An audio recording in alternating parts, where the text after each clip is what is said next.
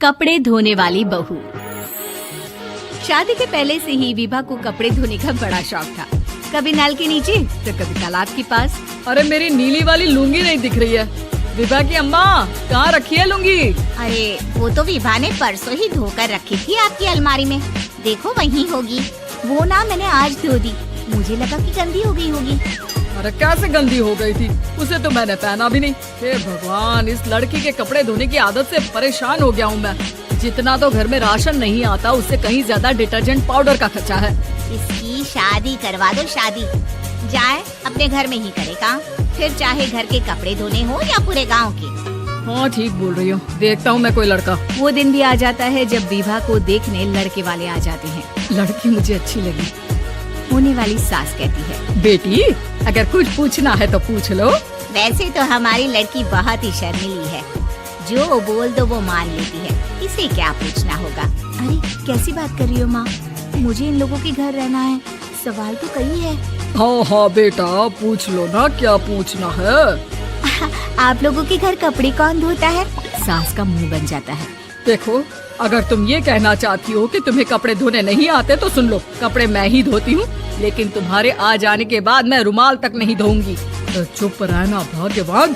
बहू बेचारी घर आई नहीं, उसे डराना शुरू कर दिया। वो क्या है ना बिटिया, अभी तक तो ये कल्लू की माँ ही धोती थी, लेकिन अब तुम्हारे पापा तो दहेज में वॉशिंग मशीन देंगे ही। तभी विभा की माँ बोल पड़ती है, सवाल भी पूछा तो क्या। वैसे भाई साहब, मशीन की तो फिर भी कपड़े धोने की कैपेसिटी होती है। मतलब जो बिटिया दे रहे हैं ना विभा, इसे कपड़े धोने का बहुत शौक है। ये आप लोगों की क्या, आस पड़ोस गांव मोहल्ले सबके कपड़े धो दे और उफ तक ना करे। बाहर देखा नहीं आपने कितने कपड़े सूख रहे हैं? सब हमारी बिटिया ने ही तो धोए हैं। बस भी करो ना माँ, शर्म आ रही इतनी तारीफ सुनकर। और तो और एक दाग निकाल कर दिखाओ तो मान जाऊँ। हाँ अच्छा माफ करना बेटा, मैंने गलत समझा। हमें तो रिश्ता बहुत पसंद है। और ऐसे जुड़ जाता है रिश्ता कपड़े धोने का शौक रखने वाली विभा का। उसकी शादी हो जाती है कोयला फैक्ट्री में काम करने वाले कल्लू के साथ। शादी के बाद अचानक विभा चिल्लाती हुई सास के पास आती है, सासू माँ, अरे सासू माँ कहाँ है आप? ये तो धोखा है, धोखा दिया आप लोगों ने मुझे। इसे ससुर के चक्कर के बारे में पता चल गया। अरे तो उसमें तुझे क्यों धोखा मिला है? अरे नल में पानी नहीं आता, कपड़े कैसे कब धुलेंगे?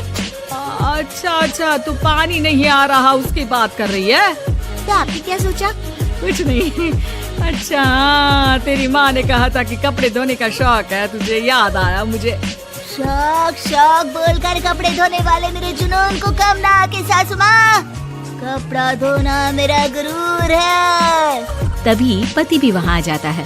अभी मैंने इसे सनी देओल की फिल्म दिखाई है, उसी के डायलॉग मार रही है माँ। अच्छा सुन, साफ साफ बता रही हूँ, पानी सुबह 4 से 6 और शाम को 10 से 12 आता है, समझी?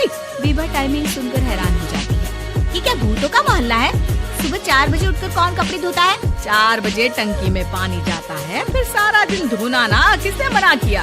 अरे कैसी बात कर रही है? 200 लीटर की टंकी में कितने कपड़े धो लूंगी मैं? सुबह ही उठ जाऊंगी मैं। अब क्या था, विभा सुबह 4 से लेकर रात के 12 बजे तक कपड़े ही धोती रहती। एक रोज सास पड़ोस से निकलकर कहीं जा रही होती है कि साथ वाली कहती है, हाँ कल्लू की माँ, जरा ये बताओ कि 2 साड़ी है, 2 ब्लाउज और एक पेटीकोट और एक नाड़े वाला लंबा कच्छा। हाँ तो? अरे तो क्या, कितना लोगी धुलाई ये बताओ। धोबन दिख रहे हैं हम क्या? हमारे पति सरकारी नौकरी से अभी रिटायर हुए हैं और बेटा सुपरवाइजर है कोयला फैक्ट्री में। धोबन समझ रखा है हमें। हाय रे कल्लू की अम्मा, माफ कर दो, वो तो मोहल्ले में यही सब बता रहे थे कि तुमने बहू को कपड़ा धुलवाने के काम में लगा दिया है। सास को पड़ोसन की बात सुनकर गुस्सा आ जाता है। वो घर पहुंचती है जहां घर के बाहर ही इतने सारे कपड़े सूख रहे होते हैं जितने कि किसी धोबन के घर पर। अरे ओ कल्लू की दुल्हन, बाहर निकल। माँ जी यहीं आ जाओ, बाथरूम में चादर धो रहे हैं हम। अरे अभी हम धोते हैं, तुमको बाहर निकलो। ये आस पड़ोस वाले बोल रहे हैं कि हम बहू से कपड़े धुलवा कर उसे कपड़ा धोने वाली बना दिए हैं। अरे छोड़ो ना माँ जी, किन लोगों की बातों में आती हो? आस पास के लोगों का तो काम ही होता है कि वो किसी तरह सास बहू को लड़ा दे। बहू सारे घर के कपड़े धोती है, ये क्या कम है? बोलिए। सास को भी लग जाता है कि वो बहू का ये संकीपन नहीं छुड़वा सकती, इससे अच्छा है कि खुद ही चुप हो जाए।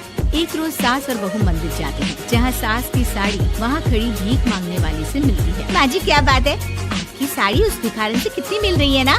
हाँ हाँ देखो तो दोनों की साड़ी मिल रही है। क्या बात है कल्लू की अम्मा, तुम खुद को तो अफसर की बीवी बताती हो और ऐसी सिंपल सी प्लेन साड़ी पहनकर घूमती हो। सिंपल और प्लेन नहीं है ये साड़ी। तो क्या सोने के धागे से फूल बने हैं? कुछ भी सासू माँ, कुछ भी। हाँ बने थे इस साड़ी में सोने के धागे से फूल। मेरे पति लेकर आए थे मद्रास से स्पेशली मेरे लिए 10,000 की।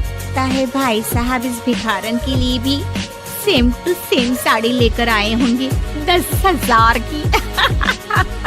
सास उस वक्त तो कुछ नहीं कहती, लेकिन बहू के साथ घर आती है और अलमारी से एल्बम निकाल कर लाती है। ये साड़ी देख रही है, ये वही साड़ी है जिसे मैंने अभी पहना था। इस साड़ी में ये जो चमकदार फूल दिख रहे हैं ना, ये सोने के धागों से काढ़े गए हैं। लेकिन तू लोकल वॉशिंग मशीन ब्रश से घिस घिस कर सारे फूलों को निकाल कर साड़ी प्लेन कर दी। मुझे माफ कर दीजिए सासू माँ। और तो और, जब मैंने तुझे तेरी गलती के लिए कुछ नहीं कहा, लेकिन तूने तो सबके सामने मेरा मजाक ही बना दिया। क्यों? बहू को समझ में आ जाता है कि अब से उसका कपड़े धोना बंद।